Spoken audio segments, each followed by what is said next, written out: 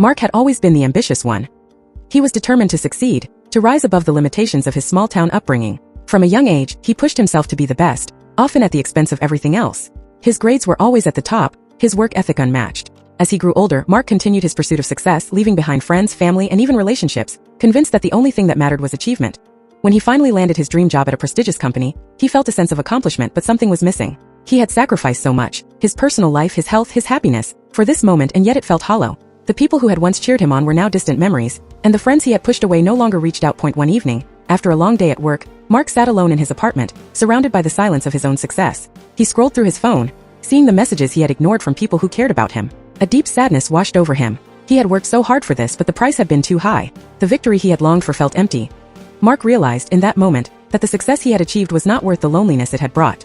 The ambition that had driven him to the top had also pushed away everything he had once loved. And now all he had left was a life of solitude.